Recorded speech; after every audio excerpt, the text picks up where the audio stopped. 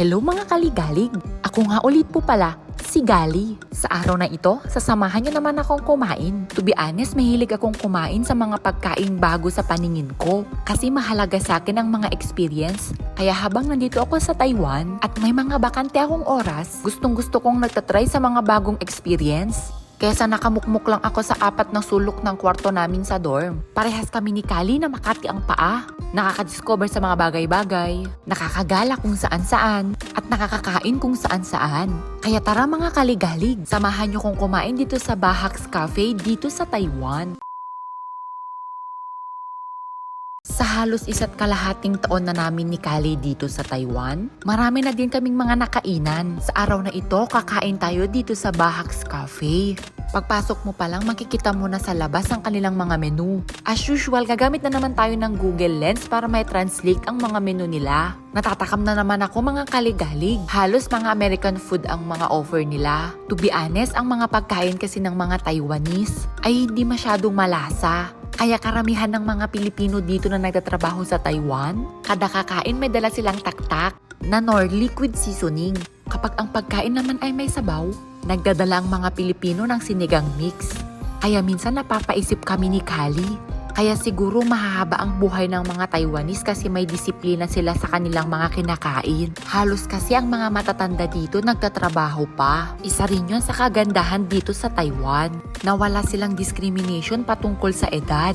Hanggat nakakapag-function ka pa rin sa pag-work. Kaya naa-amaze kami ni Kali kapag nakakakita kami ng mga nagtatrabaho pang mga older. Masyado rin kasing conscious ang mga Taiwanese patungkol sa kanilang mga health. Magutumin tayo. Kaya kakain tayo dito sa Bahax Cafe. Pagkatapos kong mamili sa kanilang mga menu, pumunta ako sa counter para sabihin ang aking order. Kadalasan ang mga kainan dito sa Taiwan ay visible ang mga kitchen nila na kung saan makikita mo kung paano nila gawin ang iyong pagkain. Pero hindi lahat ng kainan ay applicable ito. Ayan, tamang turo-turo lang ako mga kaligalig. Malaking tulong talaga ang Google Lens para sa akin. Pero kadalasan ng mga ibang kainan dito ay may mga English version ang kanilang mga menu. O di kaya marunong din mag-English ang ibang mga crew nila. Pero habang tumatagal ka dito sa Taiwan, matututo ka sa kanilang mga basic words. Makikita natin dito mga kaligalig kung paano nila ipepe ang ating mga pagkain. Kadalasan ang mga pinipili kong kainan ay mga makukunti ang mga tao. Para kahit papano nakakapag-relax naman ako. Kadalasan ang mga kainan dito sa Taiwan ay self-service. Kaya parang pakiramdam mo na sa bahay ka lang. Kaya pansin din namin ni Kali kakaunti ang mga staff sa mga kainan dito sa Taiwan. Isa sa pinaka natutunan ko dito sa Taiwan ay dapat madisiplina ka sa loob o labas man ng inyong bahay. Kaya malaking parte sa buhay ko ang experience ko dito sa Taiwan.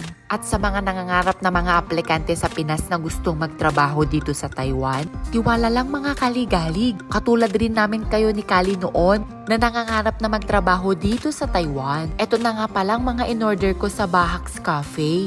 Medyo healthy living tayo mga kaligalig. Mahirap kasing magkasakit ang kagaya naming mga OFW. Bukod sa nahihirapan ka na nga, walang ibang mag-aalaga sa iyo kundi ang sarili mo. Kaya sa mga kagaya naming OFW ni Kali, kumain ng mga healthy food. Huwag masyadong magpaka-stress sa mga problema sa work at sa pamilya sa Pinas at magpahinga kapag pagod tapos laban ulit. Kaya dito na nagtatapos ang ating video mga kaligalig. Salamat sa pagsama sa aking kumain dito sa Bahax Cafe dito sa Taiwan. Ako nga ulit pala si Galig.